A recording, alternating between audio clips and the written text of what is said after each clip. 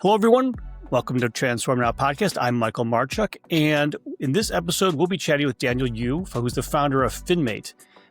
Daniel is a slacker, as we've talked earlier before as part of the show here. He only has 2 degrees from UC Berkeley, one in economics and one in molecular cell biology development genetics, and then a master's degree from Johns Hopkins in applied economics, in focusing on machine learning and AI for asset price prediction. So again, I hate to say, guys, we keep on bringing on these folks who just, they're not holding the bar here, but we'll do the best we can. I'm sure he'll be okay on the conversation. Anyways, Daniel, obviously a very, very smart guy. He had worked as a financial advisor for major firms such as Equitable, TD Ameritrade, and Schwab before he transitioned it over to lead FinMate, which combines his experiences in the advisor space as well as the tech space for the financial advisor community. So welcome, Daniel. Thank you very much. Thanks for having me. I'm glad you're here. And again, I'm glad you're rolling with my silliness here. You are a very, very bright guy, and I really appreciate you being on here. So since you've been able to see how AI is transforming some of the financial services stuff, I thought this would be a really good conversation because from your experience as both a financial advisor and a tech entrepreneur, you're getting to see this stuff up close. So how do you see AI reshaping this whole advisor-client relationship, especially in terms of the trust and the personalization that we've seen going on? Yeah, I would view AI in our industry in basically 2 ways. One is behind the scenes and one is in front of the scenes. Obviously, what we're working on is mostly behind the scenes where advisors, clients don't actually really see us or know who we are. And we kind of like to keep it that way. Just make sure that the advisor has good branding in front of their clients. We don't need to be branded in front of them. And so in that situation, all we're really helping out with is the operational processing workflows of the advisor so that they can be more present in front of clients, right? And so it's less about us kind of enabling, doing specific things for the client, but it's just us freeing up the advisor to be more present. And then on the other hand, there are those platforms that will be focusing on the direct communication to clients, right? So, personalization, email communication, reminders, things like that. And so, there's just 2 ways to think about it in that question. So from the client advisory relationship, so that you take that relationship, which is typically a very personal thing. I get to know you, you get to know me. There's a lot of discussion related to what my goals are as a client, and you come back with as an advisor talking through some of these things. How does AI play a role within that relationship, or does it? Yeah, I think it does help. When you're an advisor sitting in a meeting, you have many goals that you're trying to accomplish all at once, right? Number one, you have to lead the discussion into a positive direction, right? You want them to learn to trust you, trust their information to you, trust the advice you're going to give. So there's that rapport building piece. There's also a data collection piece where they're trying to, get information from you so that they can present to you some suggestions, a roadmap forward. Right, they're paying attention to your emotional cues, right? Where's your concerns? What are you happy about? What are you sad about? So that they can kind of understand you in a deeper emotional level that way. So there's a lot happening in a meeting, and I'm speaking from experience. It's a lot to process all at once, right? And so add to that, note taking. Add to that some of the other operational work stuff. Your focus is split in about 4 or 5 different directions at once, and so. What we're trying to do, at least, is to remove some of the cognitive burden, let's say, on the advisor during the meeting, post-meeting, so that the advisor can shift more of their brain power to that personal aspect. And so I think that's where we're finding success is in enablement. We're not trying to necessarily replace the advisor-client experience with AI, although I am pretty certain that's going to be becoming more and more relevant as the months roll by. I could imagine. I mean, this sounds a lot like how doctors are starting to leverage AI to support their relationships with their patients. Because if anyone's been to a doctor lately, the majority of the time they spend facing their computer typing things in, and then they'll ask you a few questions, then go back to typing again as part of the care that you receive. So I imagine this can help kind of reverse that. Instead of going back to the computer or going back to your note-taking or being able to support that, there's a different way you can approach it and, again, remain that rapport, that relationship piece, and let AI kind of do some of that heavy lifting in the background. When you start talking about the discussions that you may have, especially in the context of an advisor-client relationship. Likely there's going to be a lot of stuff that comes out. Hey, we're talking, I say pretty personal stuff. Hey, I want to save for this year. I've got X amount of dollars in my account now. These are the investments I'm looking for. I've got a risk tolerance that I'm not really sure about. I don't like when we have heavy things going on in the market, or boy, I need to be aggressive because I have these big lofty goals I want to save for in some period of time. So all these things can go out. Ends up being somewhat like a therapy session. It's from a financial perspective. Yes.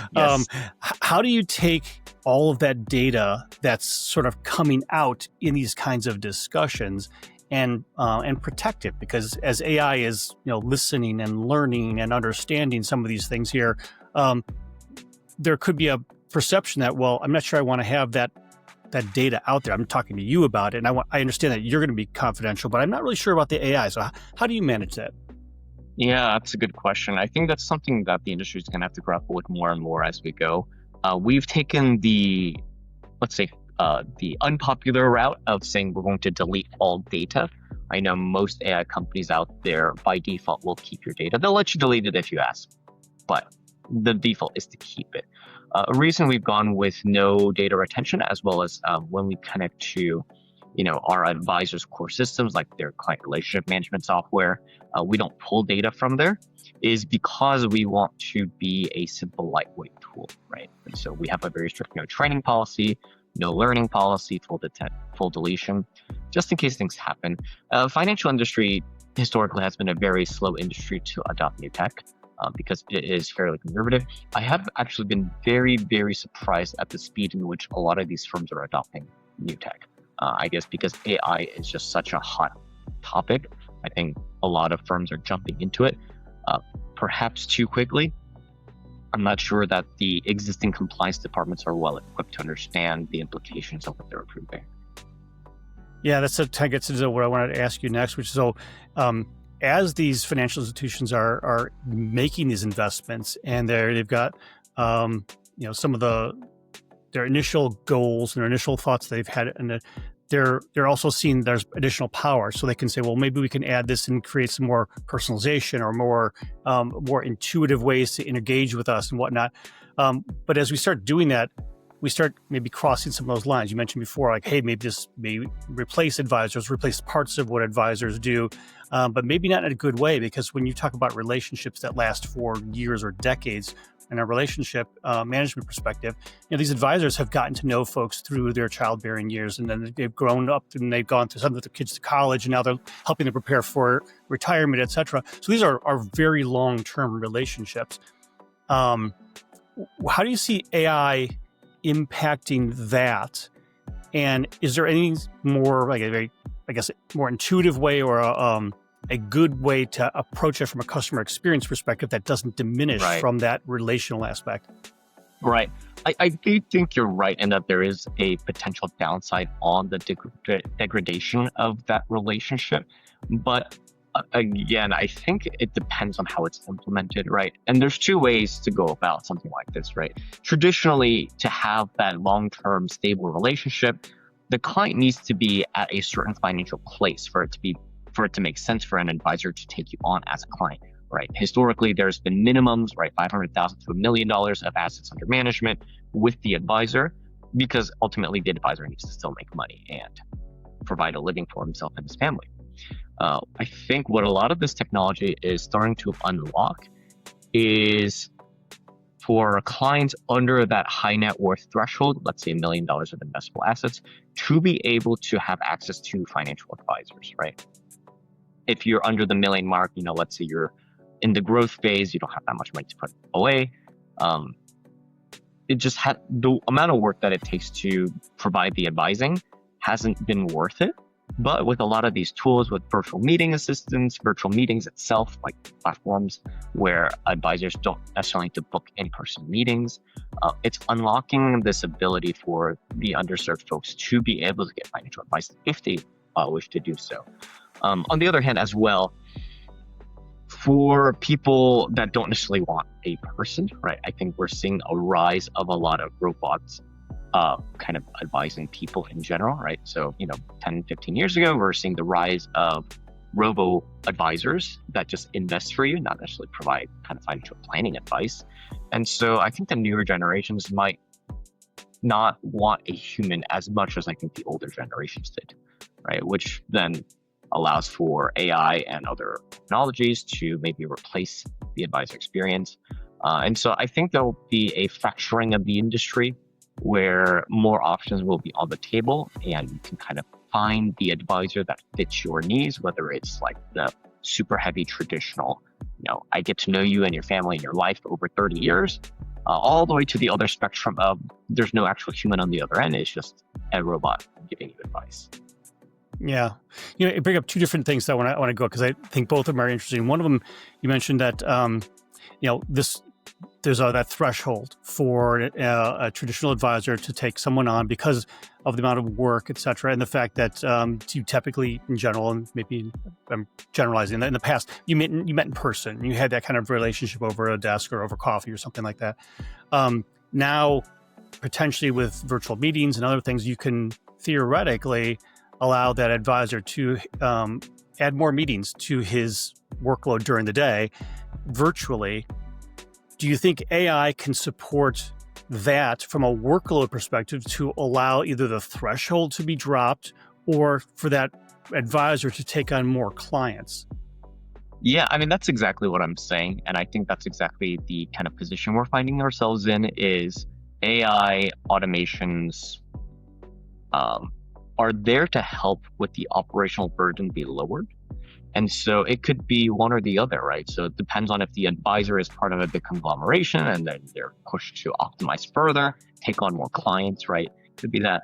If it's a mom and pop shop, right?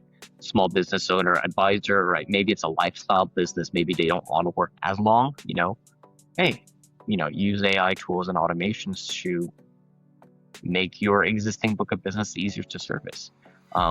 We might talk about this later today, but I think that over-reliance on virtual meetings could lead to a potential replacement of the advisor experience. And so my prediction is that I think we're going to see a bifurcation of the industry where it goes splits between very high touch, high support, high personal relationship versus the very, very automated. And I think the middle will get hollowed out. Yeah. So the second part kind of touches on that, which is when you have this bifurcation, I am in my mind visualizing it along sort of the generational lines. So we have sort of the boomers and the Gen Xers who are very much into the high touch relational kind of discussion versus the millennials and the Gen Zs who are very comfortable with leveraging a more impersonal kind of relationship. When you start looking at that transition, then how can an advisor right now prepare for sort of what we're seeing as this inevitability of this bifurcation? Yeah, it depends, again, I think, on where you're at. In the financial advisory industry right now, there's been a ton of consolidation driven by mostly private equity and venture capital dollars. It spiked a couple of years ago. I think it's starting to spike again with the valuations having some crazy multiples. And so you as the advisor, it depends also on where in your career you are at, right? Are you like early stage career where you're just building your book of business versus are you more established? If you're more established, then the options are, do you sell or do you want to keep it as a lifestyle business, right? And if you want to keep it as a lifestyle business, hey, I'm sure most of your client base are your previous generation folks. And then your job is then to transition it down to your clients' kids, right? I do think as the millennials and Gen Z generation ages, there will be more desire for a personal touch. I think there's a ton of research out there saying that, Gen Z millennials are kind of the loneliest generation. And so while on the surface, they have gone to the impersonal computer as a means of communication, I think as the years go on, I think people are going to want more of a human touch element. But again, that's dependent on how much AUM you can bring to the table, right? Because as much as people would want to service everybody, everyone has a limited amount of time a day. And then if you're a younger advisor, you're just building your book of business and your practice, I see a lot of them jumping headfirst into building out a robust tech stack to be able to service those kind of low dollar clients and hopefully grow with them. That is one way to do it. I think that's probably the easier way to get your foot in the door, but I do think that that runs the risk of just being replaced by a full robotic system. So yeah, no real answers, no easy solutions, unfortunately. No, and obviously this is all changing pretty dynamically as we go here. So as we look at that change and that sort of evolution with the AI tools that we're seeing, as it become more sophisticated, how can financial services firms or advisors make sure that their solutions remain accessible and usable for advisors who may not be super tech savvy? I mean, not everyone's like you who's gone through and been an advisor, has been around in a bunch of different things, been trained in both financial as well as technology stuff to be able to understand it all. There may be folks who are very financially literate, but not necessarily as technical, or very technical, but not necessarily as financially literate. So how do you bridge those two together where you have an advisor who's coming to the table, is like, hey, I understand this, and I really understand what's best for specific folks. How do you do that? Yeah, I think that's the big question that's going to have to be answered in the next 6 to 12 months. Thanks to the glut of venture capital private equity dollars that's available, as well as all of these massive tech layoffs happening, we're seeing a flood of tech folks coming into our industry, creating tons of these AI tools backed by a lot of venture capital dollars with very, very inflated valuations. And so the question that my clients have currently been coming to me and asking is like, hey, Daniel, we know you get the industry, we know you get the technology. What do we do? Right. And it's a hard question to answer because, again, I think the only people that are equipped to answer that is people with both backgrounds. And so one of the directions that I'm taking FinMate is more on the consultative side, where we are helping advisory firms understand the landscape and develop and implement AI solutions for their operational workflow. We started off as a very simple, AI note taker for advisors. It's a platform service, right? You can sign up and you can just kind of mildly configure it for your uses. But I think the future of AI is in bringing that expertise into something that's actually digestible, right? One of the focuses we have inside FinMate is that ease of usage, right? Having been in the industry, I know that not everyone is very technically savvy, so we want to make the experience as simple and easy to use as possible. Yeah, that makes sense. So as this is evolving, things are going to appear, and we're going to see, as we've seen, all these new startups that have started to create very interesting and compelling solutions that are addressing very specific issues within either advisors or the financial services world in general.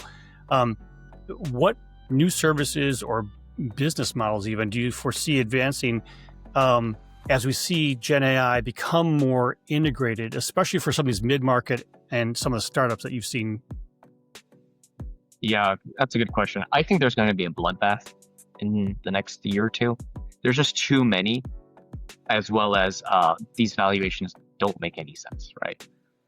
Again, like post-Corona era, I know personally some folks that have tried to start venture capital firms that have returned their capital back pre-AI because they just couldn't find anything to invest in, right? So there's been a ton of dry powder waiting in the wings. And now that AI has become such a hot topic, just money is coming flooding in. And some of the valuations that these startups are getting are pretty crazy. And I don't think it's sustainable, right? And so I think we're going to see a collapse, consolidation, because again, put yourself in the shoes of an advisor, right? There's 20 of these tools doing 30 different things. What do you pick? How do you integrate them, right? And because these are all so new, it's not really a cohesive whole. And so I think there's going to be a consolidation and a bloodbath, and I think a lot of these are going to go by the wayside. I think the real differentiator is going to be on people who understand the industry and can provide a cohesive solution. And so that's frankly where we're taking our company. Do you see sort of the PE firm consolidation piece working in favor of legitimizing some of these smaller firms who, as you mentioned, an RIA may be out there looking at 15 different things that all sound identical, to solve a real problem, but they're not really sure which one to go with, versus going with more of an established player that has now added on, which may be an acquisition of one of these smaller players, but has actually legitimized it. Do you see that as being one of the ways that this could move forward and actually gain more traction? It could be, but I think the PEs are also a little bit wary, potentially, of just betting everything on one horse, right? Sure. And so, yeah, it's a tricky situation for everyone involved, because people know that there's money to be made, but because the competition has skyrocketed all of a sudden, right? I mean, a couple months ago, even we were hearing about like DeepSeek as this like crazy new AI from China, but then word on the street from inside China as well is that DeepSeek is getting outcompeted already, right? So from all the way up and down the chain, from people that are generating these foundational models to people like me who are creating product-oriented solutions, it's a bloodbath out there. And so, yeah, I don't know if anyone's really, really confident anymore. And so we'll see. So when you start talking about some of the future looking, we talked about the in-person meetings versus digital only. Do you see a new service that could come out of this that could blend those two in a way that makes sense, or that allows maybe smaller investors to get access to the knowledge or the experience from a registered investment advisor or some other folks in the financial industry, where they couldn't have got it before, but do it in a way where it's sort of a ramp? Yeah, I think there could be a ramp, but again, my prediction is that there's going to be a splitting of the industry. Or again, you have the high-end, white glove, high touch human interaction folks, and then you're going to have kind of the massive service-oriented model, with AI as being the general face-to-face connection. One of the common themes you'll see in private equity kind of deals is cutting headcount, right? This is how PEs generally try to, cut costs, raise valuations. So what ends up happening with a lot of these consolidations of RIAs and investment firms is advisors get cut, right? And so they're trying to push their advisors to service more clients with less time. And so the logical conclusion of that is no more advisors, right? It's just people managing AI to be able to provide some advice. And so I don't know if there's going to be a ramp bridge across. The only way to kind of cross that bridge is if you go through some of this basic advisors, AI advisors, build up enough wealth that some of the white glove folks will take you in. But yeah, I'm not really seeing a natural ramp there. And to be frank, I'm not a fan of how PE VCs generally do business, and so we have not taken any funding. Gotcha. Understood. Yeah. So what do you see next as we look into your crystal ball? And I know most of crystal balls aren't really great for after about 3 weeks in this time frame. But if you were to look out for, into the future, where do you see the integration of AI, some of these newer technologies that you've seen and you are developing yourself, working their way into an advisor's space?